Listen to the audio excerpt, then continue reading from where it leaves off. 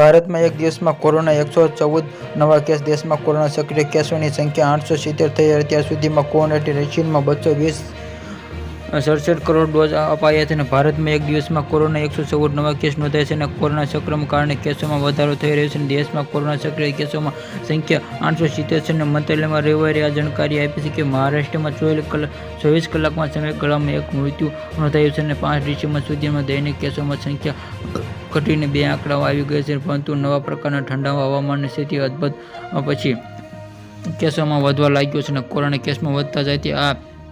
ભારતમાં એક દિવસમાં કોરોના 114 નવા કેસ નોંધાયા છે અને કોરોના સંક્રમણને કારણે કેસોની સંખ્યા 870 છે. અત્યાર સુધીમાં કોરોના કારણે લગભગ લોકોના મોત થયા છે. 7 મે 2021માં 4,14,118 કેસો જોવા મળ્યા છે અને 2020થી નવી શરૂઆત રોગચાળો શરૂ થવાના કારણે 4.5 કરોડથી વધુ લોકોને રોગચાળાથી સંક્રમણ થયું છે અને 5.3 લાખથી વધુ મૃત્યુ થયા છે અને ત્યાર સુધીની